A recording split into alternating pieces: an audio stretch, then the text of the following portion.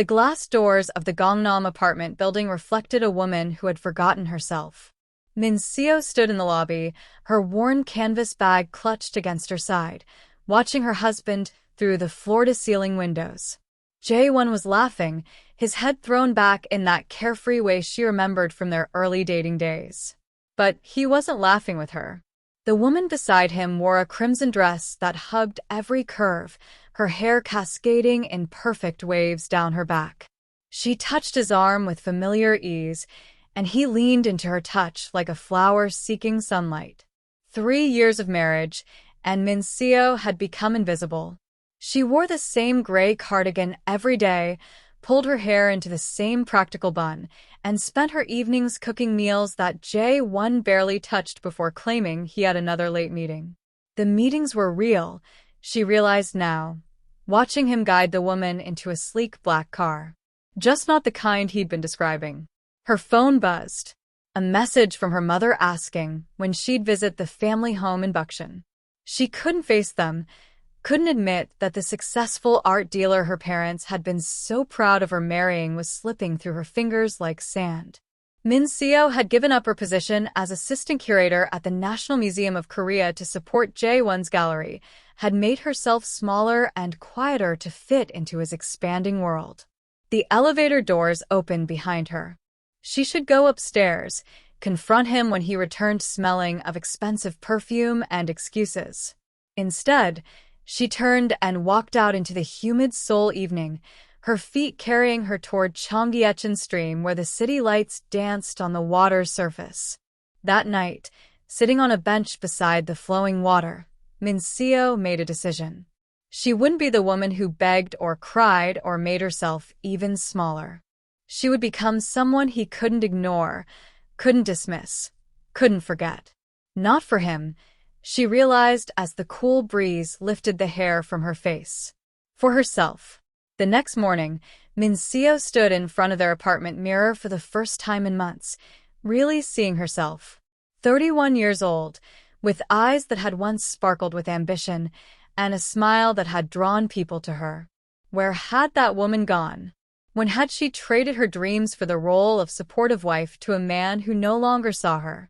Jae-won emerged from the bedroom, adjusting his tie. He barely glanced at her as he grabbed his coffee. I'll be late again tonight. Important client dinner. Is her name Yoon-hee? Min Seo's voice was steady, surprising them both. Jae-won's hand froze on his briefcase. What are you talking about? I saw you yesterday. In front of the building. With her. The silence stretched between them like a chasm. Finally, Jae-won set down his coffee cup with deliberate care. Min Seo, you've let yourself go. Look at you, look at her. She's vibrant, ambitious. She understands the art world. What do? Cook dinner and wait for me like some 1950s housewife. Each word was a knife, but Min Seo didn't flinch. I gave up my career for you. I never asked you to. That was your choice. Your mistake. He picked up his briefcase. I want a divorce.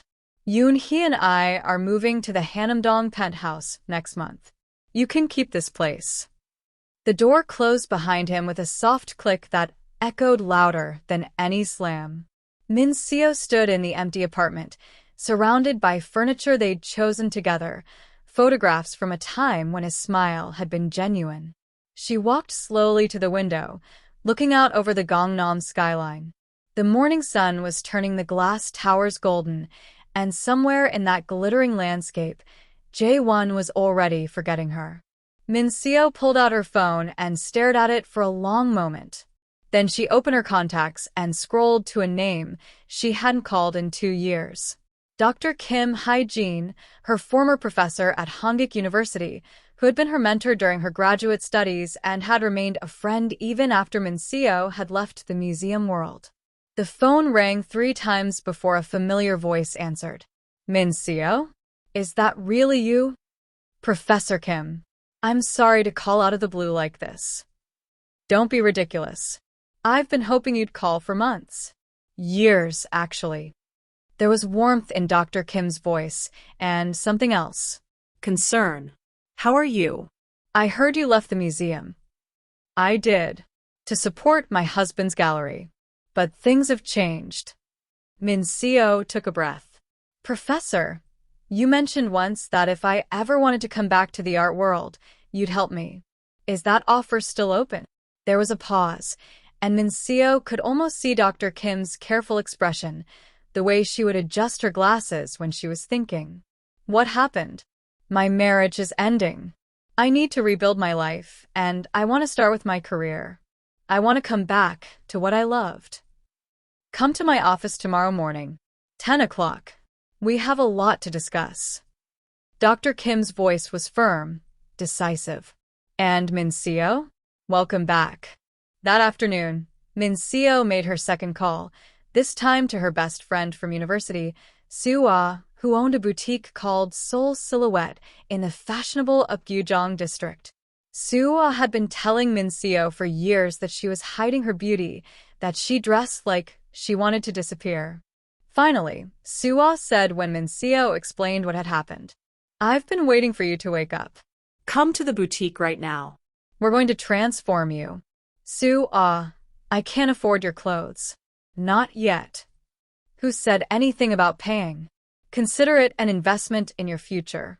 Besides, you're going to model for my new collection. I need someone real, someone beautiful who doesn't know it yet. That's you. Min-seo arrived at Seoul Silhouette an hour later, and Soo-ah immediately pulled her into the back room where racks of clothing lined the walls in a rainbow of colors and textures.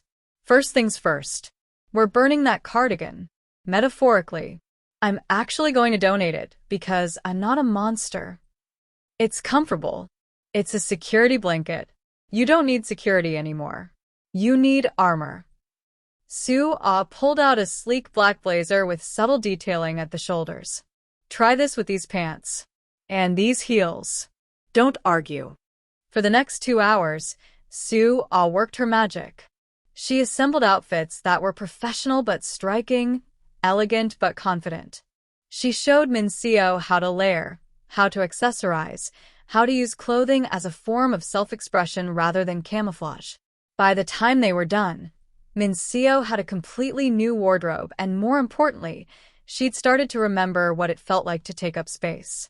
One more thing, Soo-ah said, studying Min-seo's face. Your hair. We're cutting it. What? No, Jae-won always said. I don't care what Jae-won said. He's an idiot. Trust me. Soo-ah was already calling her hairstylist friend who worked in the salon next door. Ji-hoon, I'm sending someone over. Yes, right now. Work your magic. Ji-hoon turned out to be a slim man in his 40s with an artist's eye and gentle hands. He studied Min-seo's face from every angle, running his fingers through her long hair that she'd kept pulled back in a bun for years. You have beautiful bone structure. High cheekbones, elegant neck. But this hair, it's weighing you down literally and figuratively. I'm thinking shoulder length, soft layers, honey highlights to warm up your complexion. Yes. Min-seo met his eyes in the mirror. Yes. 2 hours later, she didn't recognize herself. The woman in the mirror had hair that moved, that caught the light, that framed her face in soft waves. Ji-hoon had been right about the highlights. They made her skin glow. Combined with one of Soo-ah's outfits, a cream silk blouse tucked into tailored navy pants, she looked like someone who belonged in the art world, someone with authority and taste. There she is, Soo-ah said softly, standing behind her. The real Min-seo. Welcome back. That night, Min-seo couldn't sleep. She lay in bed, running through everything she needed to do. File for divorce. Find a lawyer. Meet with Professor Kim. Figure out her finances. The list was daunting, but for the first time in years, she felt excited rather than overwhelmed. She was taking control of her life, and it felt like learning to breathe after holding her breath underwater. Her phone lit up with a message. Jae-won, staying at Yoonhee's tonight. We need to talk about the apartment soon. Min-seo didn't respond. Let him wonder. Let him wait. She had more important things to focus on. The next morning, she dressed in one of her new outfits, a charcoal gray dress with a structured bodice and a skirt that moved elegantly when she walked.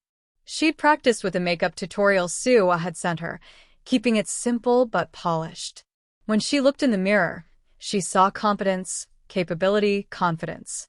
Professor Kim's office at Hongik University was exactly as Min Seo remembered it, walls lined with books and exhibition catalogs, a large desk covered in papers and photographs, windows overlooking the campus, where students hurried between classes. Dr. Kim herself had aged gracefully in the 2 years since they'd last met, her silver hair cut in a sharp bob, her wire-rimmed glasses perched on her nose as she reviewed something on her computer. She looked up when Min Seo knocked, and her expression transformed from concentration to delight. Min Seo, come in, sit down. Then she really looked at Min Seo, and her eyes widened. You look wonderful. Different. Stronger. I feel different. Min Seo sat in the leather chair across from the desk. Thank you for seeing me on such short notice. I've been hoping you'd come back to us. When you left the museum, I was disappointed, but I understood. You loved J1. You wanted to support his dreams. But I always thought it was a waste of your talent. Dr. Kim leaned back in her chair. Tell me what happened. Everything.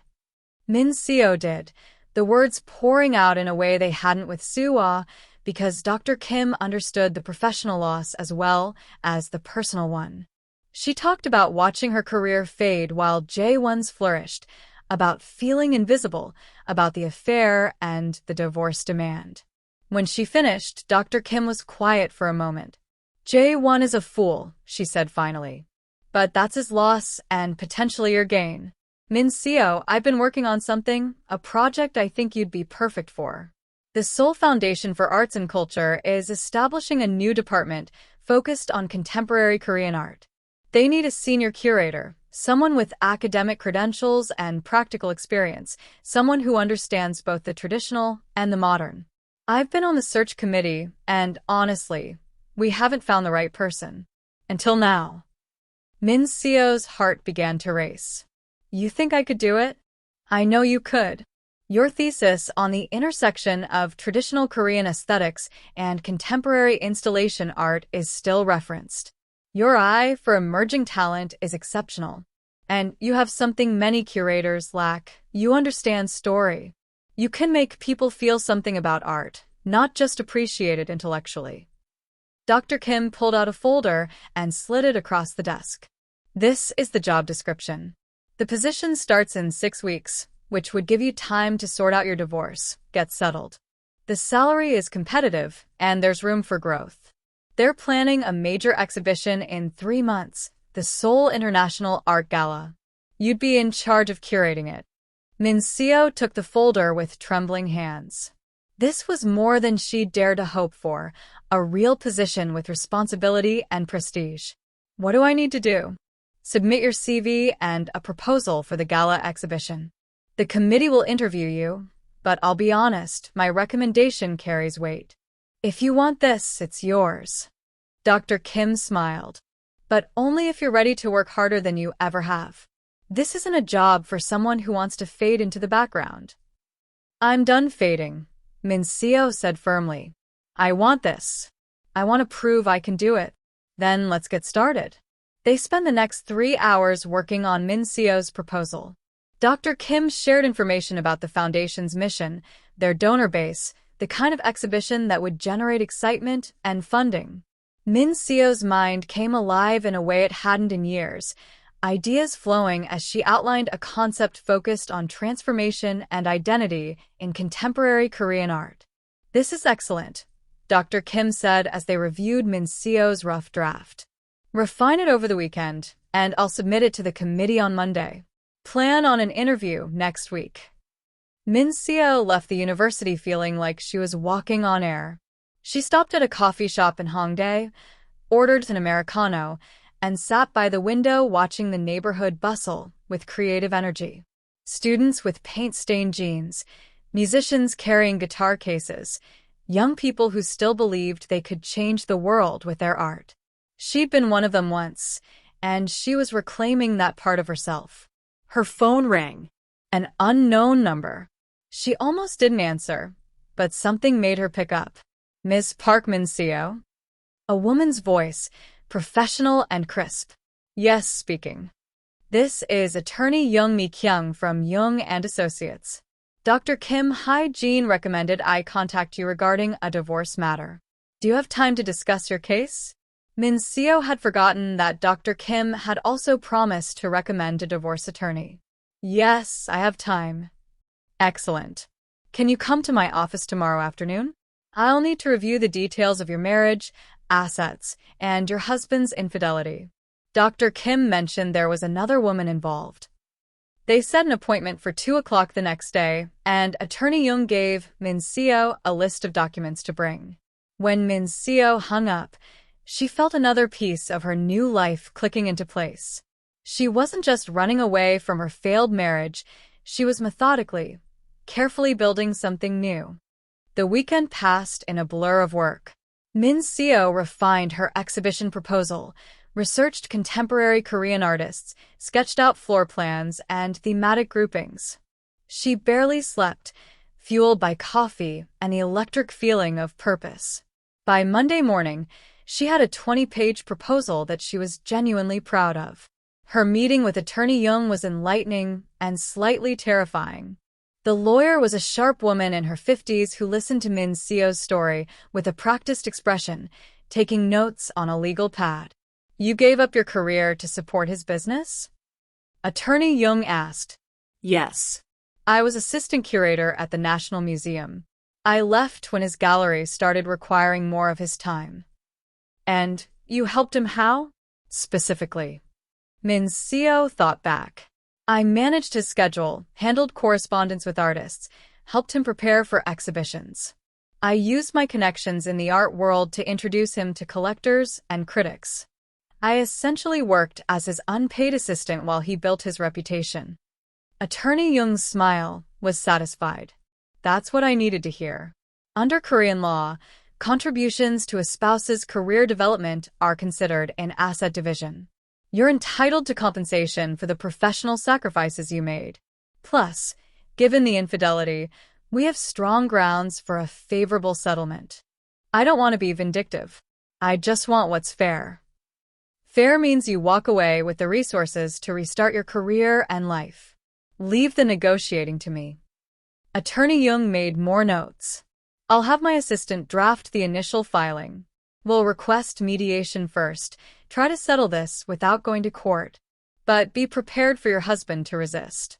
Men like him usually do, especially when they realize their actions have financial consequences. Min-seo left the law office feeling both empowered and exhausted. This was really happening. Her marriage was ending, but her life was beginning again. The interview with the Seoul Foundation for Arts and Culture took place on a Thursday afternoon in their offices in Jongyu-gu. The building was a beautiful example of modern Hanok architecture, traditional Korean design elements blended seamlessly with contemporary materials. Min-seo arrived 15 minutes early, dressed in a black sheath dress and heels that gave her confidence. The interview panel consisted of 5 people. Director Song Ji-won, a distinguished woman in her mid-50s with silver hair and penetrating eyes, 2 board members who introduced themselves as Mr. Hwang and Mrs. Lee, the foundation's chief financial officer, and Dr. Kim, who gave Min-seo an encouraging smile. Ms. Park, thank you for meeting with us. Director Song began. We've reviewed your proposal, and I must say, it's one of the most thoughtful exhibition concepts we've seen. Tell us about your vision. Min-seo took a breath and launched into her presentation. She talked about transformation as a central theme in contemporary Korean art, about artists who were exploring questions of identity in a rapidly changing society. She discussed specific artists she wanted to feature, explaining why their work mattered and how it would resonate with the Foundation's mission. She outlined her ideas for installation, for creating an immersive experience rather than just a display. The panel asked questions, probing her knowledge, testing her judgment. Min-seo answered confidently, drawing on years of study and experience that she'd almost forgotten she possessed. Dr. Kim barely needed to advocate for her, Minseo was proving herself with every answer. One final question, Director Song said. You've been out of the museum world for 2 years. Why should we trust that you're ready to take on such a significant role? Minseo met her eyes steadily. Because I understand what it means to lose yourself and find your way back. The artists I want to feature, they're all exploring themes of transformation, of discovering who you are when everything you thought you knew changes. I'm living that story right now, and it makes me the right person to tell theirs. I won't approach this job casually or take it for granted. I'll work harder than anyone because I know what it's like to waste your potential, and I'm not doing that anymore. The room was silent for a moment. Then Director Song smiled. Miss Park, we'd like to offer you the position of Senior Curator of Contemporary Korean Art, effective 4 weeks from today. Welcome to the Seoul Foundation for Arts and Culture. Minseo felt tears prick her eyes, but she blinked them back and smiled. Thank you. I won't disappoint you. As she left the building, Dr. Kim caught up with her in the courtyard. I'm proud of you, Minseo. You've come a long way in just 2 weeks. I couldn't have done it without you. You did this yourself. I just opened a door. You walked through it. Dr. Kim squeezed her arm. Now comes the hard part. You have 4 weeks to finalize your divorce, move on emotionally, and prepare to hit the ground running. Use this time wisely. Minseo nodded. She understood the challenge ahead, but for the first time in years, she felt ready for it. The next 3 weeks were a whirlwind of activity. Minseo moved out of the Gangnam apartment into a smaller but charming place in Seongsadong, a neighborhood that was gentrifying with art galleries and trendy cafes. The apartment had exposed brick walls and large windows overlooking the Han River, and it felt like hers in a way the Gangnam place never had. Jae-won was shocked by her divorce demands. Attorney Young had crafted a settlement that included a substantial cash payment, reflecting Minseo's contributions to his career, plus he would buy out her half of the Gangnam apartment. When he called to argue, Minseo let Attorney Young handle it. She was done negotiating with him. She's not the woman you married anymore, she heard Attorney Young tell him on speakerphone during one negotiation session. Accept the terms or we go to court, where a judge will likely award her even more given the evidence of infidelity and professional sacrifice. Jae-won settled. On her first day at the Seoul Foundation for Arts and Culture, Minseo wore a burgundy dress that Soo-ah had insisted made her look powerful, and she felt powerful. Director Song gave her a tour of the facilities, introduced her to the staff, and showed her to her office, a corner space with windows overlooking a courtyard garden where a cherry tree was preparing to bloom. This is yours, Director Song said. Make it your own. And Minseo, I want you to know that I believe in taking risks on people who have something to prove. Don't make me regret it. I won't. Minseo spent her first week immersed in the Foundation's archives, meeting with staff, understanding the organization's culture and priorities. She reached out to artists whose work excited her, scheduled studio visits, began the delicate process of curating an exhibition that would make a statement. It was during her second week that everything changed. The Foundation was hosting a donor reception, a small evening event to thank major contributors and introduce them to new board members. Minseo wasn't required to attend, she was too new, but Director Song encouraged it. Start building relationships now. These people are the ones who make our work possible. Minseo arrived at the reception in a navy blue cocktail dress, her hair styled in loose waves, feeling more comfortable in her own skin than she had in years. The event was held in the Foundation's main gallery, currently displaying an exhibition of traditional Korean ceramics.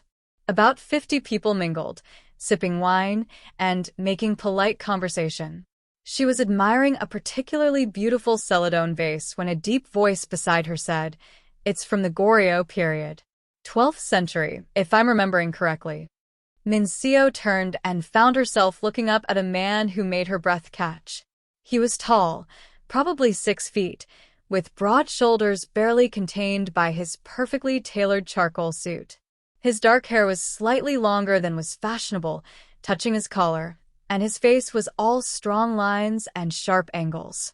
But it was his eyes that held her, dark and intelligent and focused entirely on her. "You have a good eye," she managed to say. "Most people assume all Celadon is from the same period. My mother collected Korean ceramics. I grew up learning to tell the difference between Goryeo and Joseon pieces." He extended his hand. "Kong Tae-jun. I'm a new board member. Park Min-seo. I'm the new curator of contemporary Korean art." His hand was warm, firm, and he held hers just a fraction longer than necessary. You're the one who's curating the Gala exhibition. Director Song has been singing your praises." His smile was slight but transformative, softening the hard edges of his face. "I'm looking forward to seeing what you create." "No pressure then," Min-seo said, attempting lightness despite her suddenly racing heart. "I think you can handle it." Something in his tone suggested he wasn't just talking about the exhibition. They were interrupted by Director Song, who swept over with another donor in tow, but as Min-seo moved through the rest of the evening, she found herself hyper-aware of where Kong Tae-jun was in the room, found her eyes seeking him out. Twice she caught him watching her, and the intensity of his gaze made heat pool in her stomach. This was dangerous, she told herself. She was newly divorced, barely finding her footing in her career. She had no business being attracted to anyone, especially not a board member who could influence her position at the foundation. But when the reception was winding down and Tae-jun appeared at her elbow with 2 glasses of wine, she accepted one without hesitation. "You survived your first donor event," he said, leading her slightly away from the crowd to a quieter corner of the gallery. "Barely. I'm still learning everyone's names and relationships. The foundation is lucky to have you. Contemporary Korean art needs someone with fresh eyes and real passion." He paused, seeming to choose his words carefully. "I hope this isn't too forward, but would you be interested in visiting my company's art collection? We have several contemporary pieces you might find interesting for context as you develop your exhibition." It was a professional offer, completely reasonable. "So, why did it feel like something more?" "That would be helpful. Thank you. I'll have my assistant coordinate with you." He handed her a business card, and when their fingers touched, Min-seo felt that electric current again. She was in trouble. Beautiful, exciting, terrifying trouble. Over the next 2 weeks, Min-seo threw herself into work, visiting artist studios, documenting pieces, developing the narrative arc of her exhibition. She was building something important, something that would announce her return to the art world in a way that couldn't be ignored. The theme of transformation had taken on deeper meaning as she worked, and she found herself drawn to artists who explored the violence and beauty of change, the necessary breaking that preceded rebirth. It was during a studio visit in Mullidong that she found the centerpiece for her exhibition. The artist, a young woman named Lee Soo-min, created mixed media pieces that combined traditional Korean ink painting with modern sculptural elements. Her latest work was a series called Chrysalis, depicting women at various stages of transformation, their bodies fragmenting and reforming, caught in the painful, beautiful moment between what they were and what they were becoming. "It's about the women in my family," Soo-min explained as Min-seo studied the pieces. "My grandmother, my mother, me. The different ways we've had to transform ourselves to survive, to thrive, to become ourselves in a society that wanted us to be smaller, quieter, more agreeable." Min-seo felt tears prick her eyes. "It's extraordinary. This is what I've been looking for, the emotional core of the exhibition. Would you be willing to let me feature the entire series at the gala?" Soo-min's eyes widened. "Seriously? This would be my first major exhibition." "Then it's fitting. Transformation often begins with taking a risk." Back at the foundation, Min-seo began mapping out the exhibition layout. She would open with Soo-min's Chrysalis series, immediately confronting viewers with the exhibition's themes. Then she would move through different interpretations of transformation, from a photographer's haunting portraits of North Korean defectors building new lives in Seoul, to a sculptor who worked with recycled materials to create beauty from destruction, to a video installation exploring gender identity and social expectations. She was so absorbed in her work that she almost forgot about Kang Tae-jun's invitation to visit his company's art collection, until his assistant called to schedule the visit for the following Tuesday afternoon. Kang Group's headquarters occupied a sleek glass tower in Gangnam's business district. Min Seo felt out of place as she entered the soaring lobby with its marble floors and modern chandelier, but the receptionist was expecting her and immediately directed her to the executive floor. Tae-jun's office was on the 42nd floor, with floor-to-ceiling windows offering a panoramic view of Seoul stretching to the mountains beyond. The office itself was minimalist and elegant, dominated by a large desk and a sitting area arranged around a low table. But what caught Min Seo's attention were the paintings on the walls, contemporary Korean pieces that were clearly chosen by someone with sophisticated taste. "Miss Park," Tae-jun said, rising from behind his desk. He was dressed more casually today, charcoal pants and a white shirt with the sleeves rolled up, revealing strong forearms. "Thank you for coming. Can I offer you coffee or tea?" "Coffee would be wonderful." He made the call to his assistant, then gestured for her to sit. "I'm glad you agreed to visit. I've been following your work at the foundation. Director Song keeps the board updated on the gala preparations. She's very impressed with you. I'm trying to live up to her faith in me. I think you're exceeding it." His gaze was steady, assessing. "I wanted to show you our collection because we're actually considering donating several pieces to the Foundation's permanent collection, and I thought you might have insights on which ones would be most valuable." It was a legitimate reason, but Min Seo sensed something beneath the professional surface, an undercurrent she didn't quite know how to name. "I'd be happy to help." They spent the next hour touring Kang Group's offices, which functioned as a kind of corporate gallery. Tae-jun had assembled an impressive collection of contemporary Korean art, pieces that reflected both commercial value and genuine artistic merit. Min Seo found herself relaxing as they discussed the work, falling into the easy rapport of two people who shared a passion for art. "This one," Tae-jun said, stopping before a large abstract painting, vibrant slashes of color against a white background. It was painted by a young artist who died in a car accident 2 years ago, just as he was gaining recognition. "I bought it from his final exhibition, wanted to make sure his work wouldn't be forgotten." "That's incredibly generous." "It's selfish too. I wanted to own something beautiful that mattered." He turned to look at her. "I think that's what we're all looking for, isn't it? Beautiful things that matter." The air between them felt charged, heavy with something unspoken. Min Seo knew she should step back, maintain professional distance, but she couldn't seem to move. "Min Seo," Tae-jun said quietly, and her name and his voice did something to her insides. "I need to be honest with you. I asked you here under the pretext of discussing art donations, and that's real, but it's not the only reason. I wanted to see you again." Her heart was hammering so hard, she was sure he could hear it. "Tae-jun, this isn't appropriate. You're on the board. I work for the foundation." "I know. And if this makes you uncomfortable, I'll drop it immediately and we'll maintain a purely professional relationship." But I could not say something.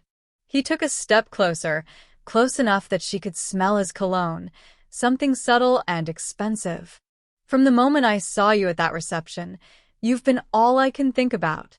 The way you talk about art, the passion in your voice, the intelligence in your eyes. You're extraordinary, and I think you might feel something too." Min Seo did. God help her, she did. But this was too fast, too intense, too risky. "I'm recently divorced. Very recently.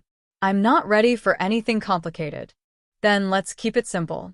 Dinner, conversation, getting to know each other. No expectations, no pressure. Just two people who enjoy each other's company." His smile was gentle, understanding. "I'm not asking for forever, Min Seo. Just for a chance." Every rational instinct told her to say no, to protect herself, to focus on her career. But there was something in his eyes, a sincerity and patience that made her want to take the risk. Just dinner, she heard herself say. Nothing more. Not yet. His smile was like sunrise. Just dinner. There's a restaurant in Itaewon I think you'd like. Tomorrow night. Tomorrow night, she agreed, wondering what she'd just set in motion.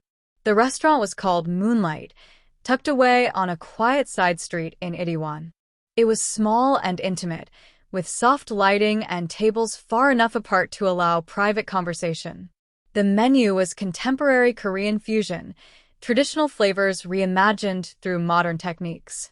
Tae-jun was already seated when Min-seo arrived, and he stood when he saw her, his eyes appreciative as they took in her deep green dress and loose hair. "You look beautiful." "Thank you."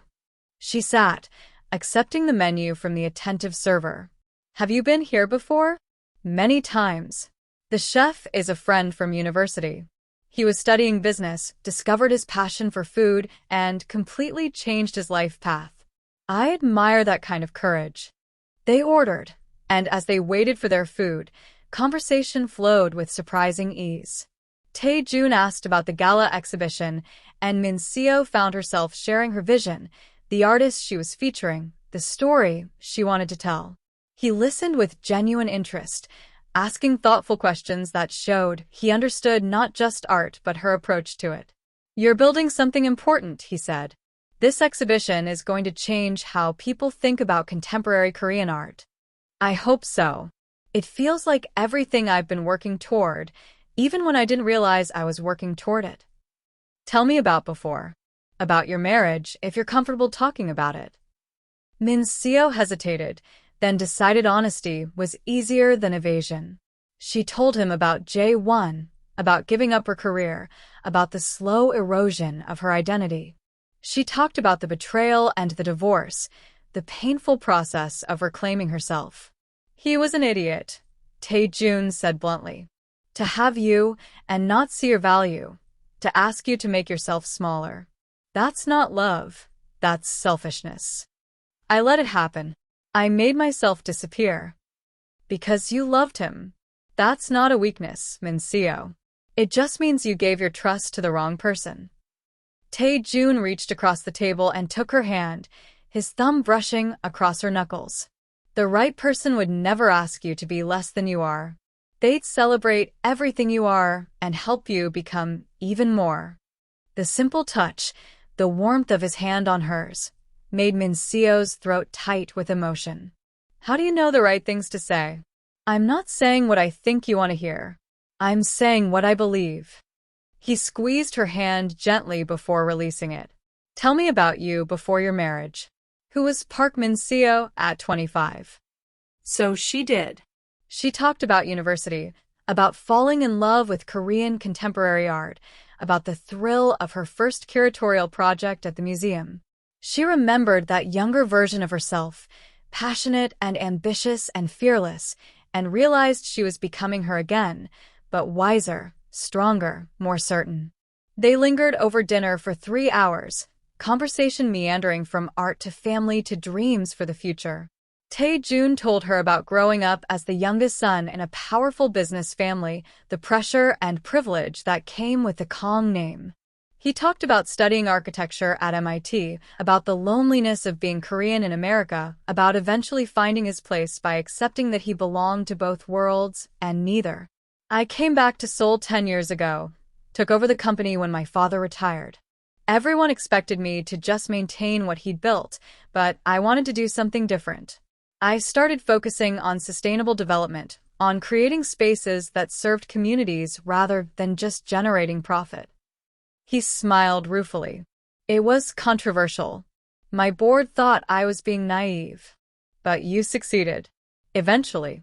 It took time to prove that ethical business could also be profitable business. Now Com Group is a leader in green development, and the board has stopped complaining." He paused. "I'm telling you this because I want you to understand who I am.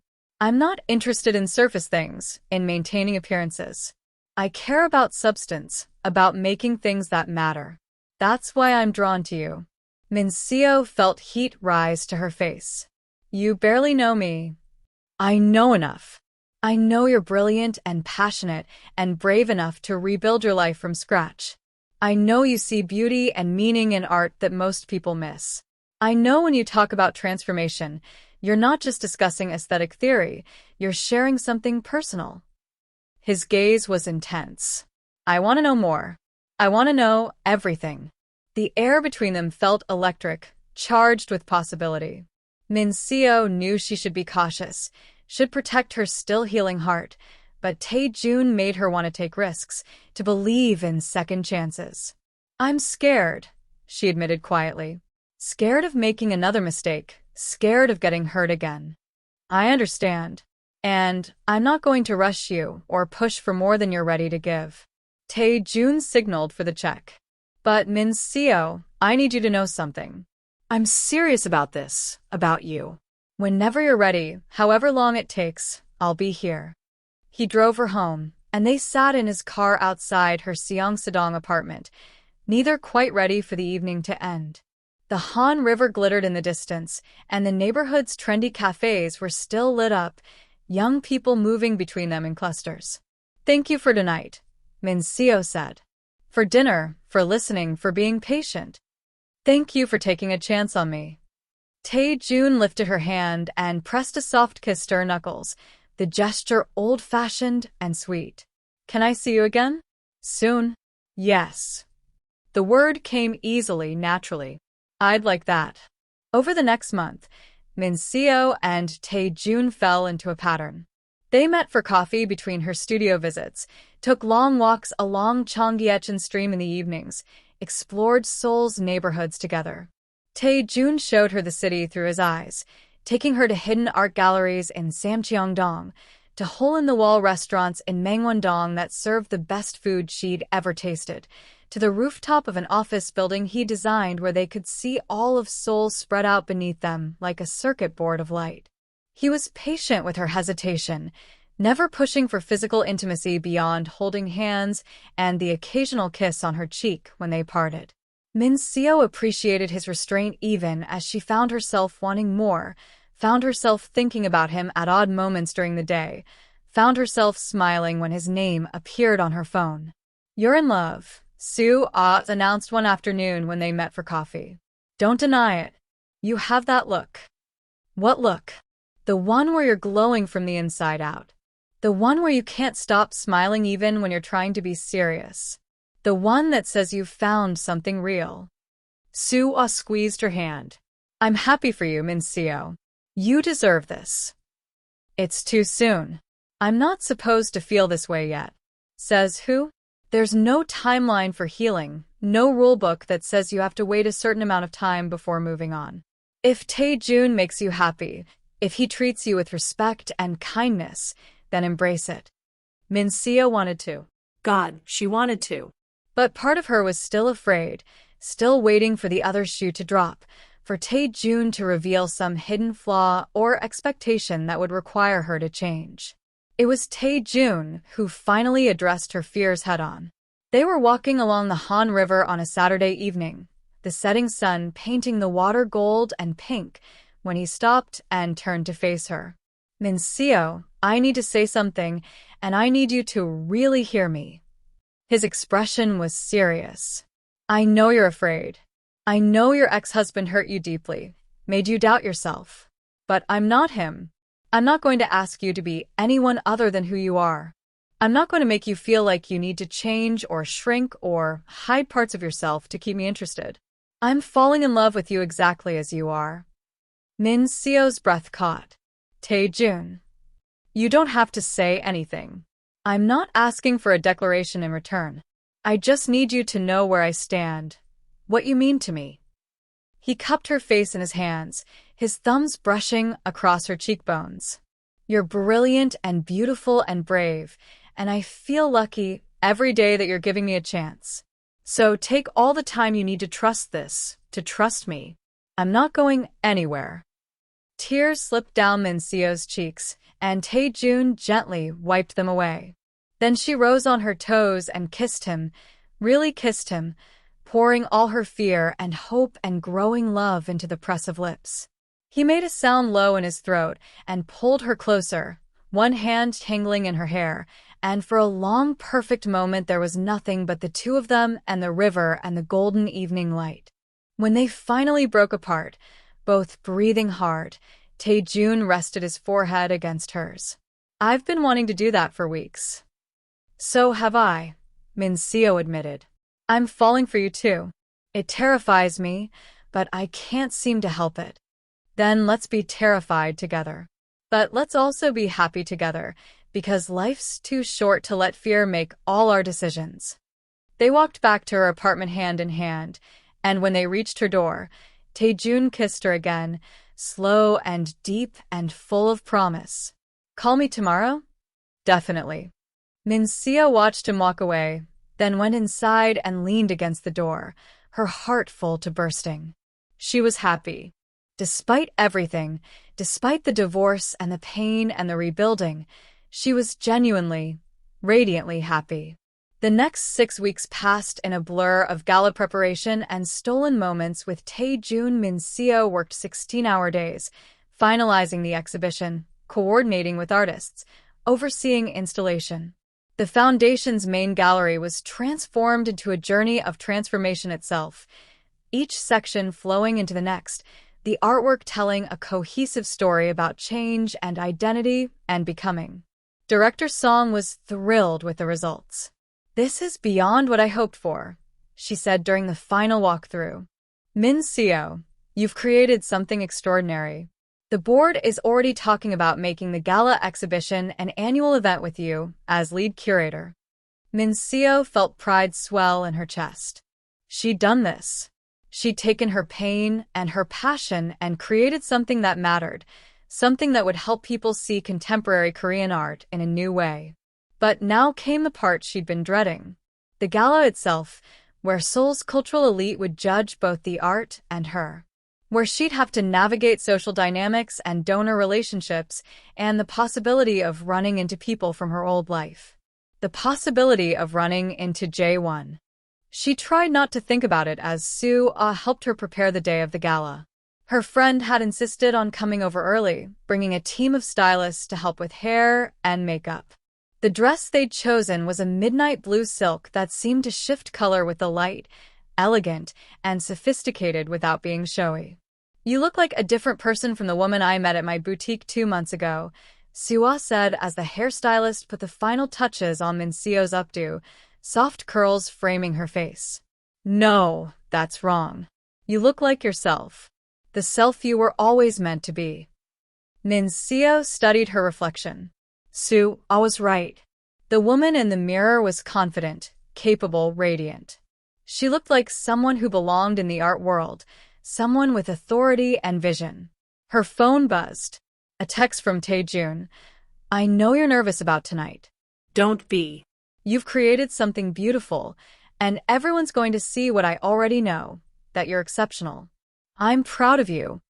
Min-seo smiled, warmth flooding through her. Having Taejun's support, his belief in her, made everything easier. She arrived at the Grand Hyatt Seoul Ballroom as the sun was setting, painting Seoul's skyline in shades of gold and rose. The venue was spectacular, the exhibition pieces strategically placed throughout the space so guests could experience art and social interaction simultaneously. Soft lighting made everything glow, and she could hear the first guests beginning to arrive, the murmur of conversation and clink of champagne glasses. Director Song found her near the entrance. There you are. Are you ready? The board members are starting to arrive, and everyone wants to meet the brilliant curator who created this exhibition. As ready as I'll ever be. The next hour was a whirlwind of introductions and conversations. Min-seo found herself surrounded by collectors and critics, donors and art enthusiasts, all eager to discuss the exhibition. She talked about her curatorial vision, about the artists she'd featured, about why transformation mattered as a theme. People listened, really listened, and she could see the respect in their eyes. Taejun found her during a brief lull, appearing at her elbow with 2 glasses of champagne. You're a natural at this. I feel like I'm barely keeping up. You're excelling. Everyone's talking about you, about the exhibition. He handed her a glass. I'm not supposed to say this as a board member, but I'm incredibly proud of you. You can say it as my boyfriend though, right? It was the first time she'd used that word, and Tae-jun's smile was incandescent. Boyfriend. I like the sound of that. They were standing close, lost in their own bubble, when Min-seo heard a familiar voice behind her that made her blood run cold. Min-seo? Is that you? She turned slowly, and there was Jae-won, dressed in an expensive suit, Yoon-hee on his arm in a crimson dress that was slightly too dramatic for the event. They were both staring at her with expressions she couldn't quite read, shock mixed with something else. Hello, Jae-won. Yoon-hee. Min-seo's voice was steady, pleasant, distant. I didn't know you'd be here, Jae-won said, his eyes roaming over her in a way that made her skin crawl. You're completely different. What are you doing here? I'm the senior curator of contemporary Korean art for the Seoul Foundation for Arts and Culture. I curated this exhibition. She gestured to the artwork surrounding them, allowing herself a small smile. I'm working again. In my field. Yoon-hee's laugh was brittle. How enterprising. Playing at being a curator. Not playing. Working. There's a significant difference. Min-seo kept her tone professional, refusing to be baited.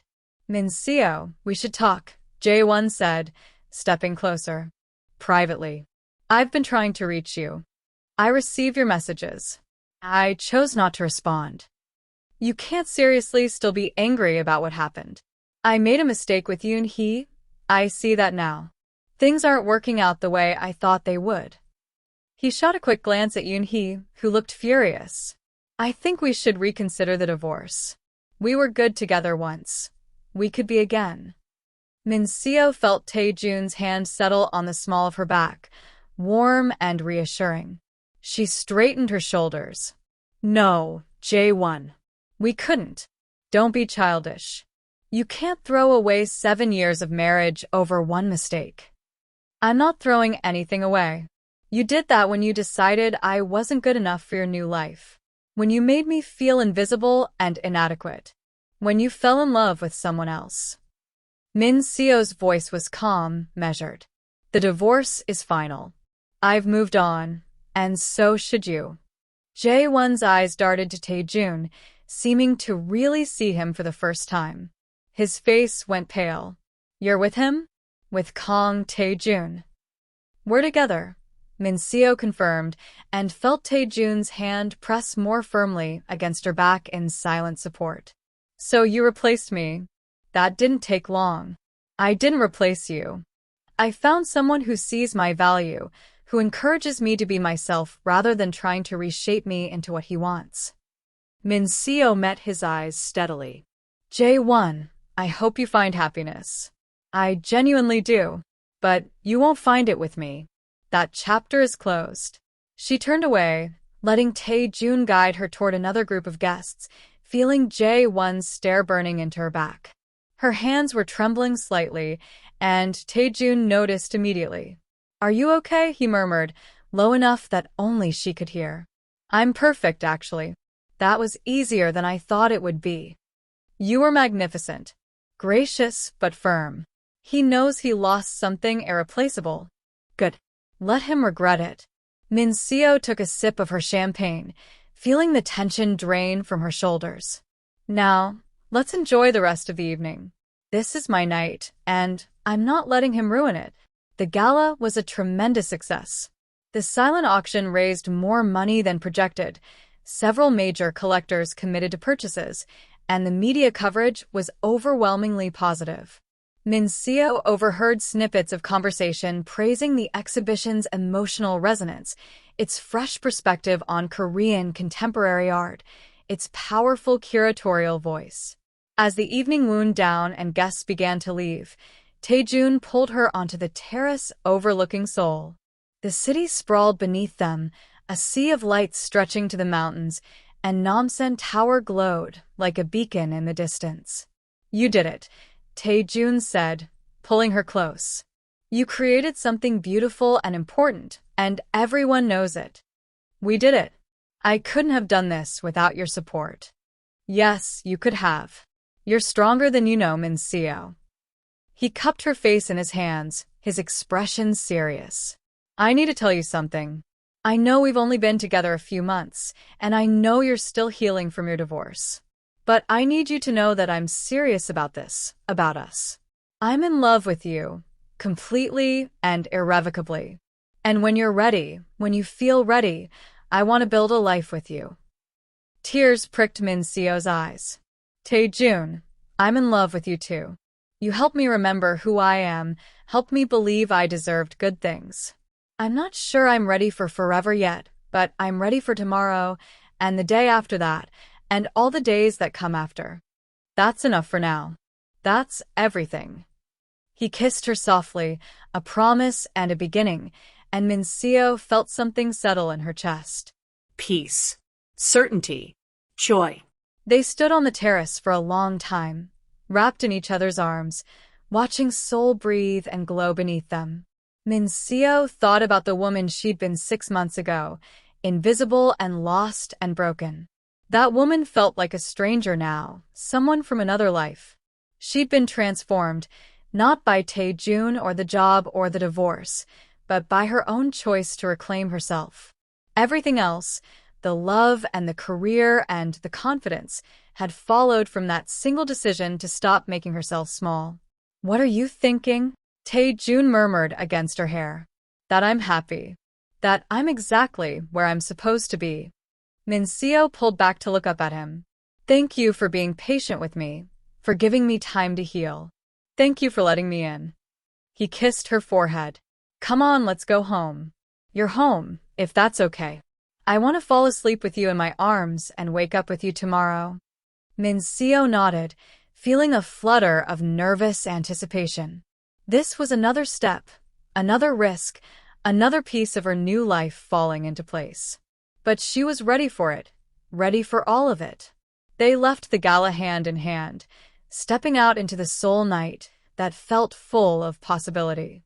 Behind them, the exhibition glowed in the darkened ballroom, artwork telling stories of transformation and rebirth.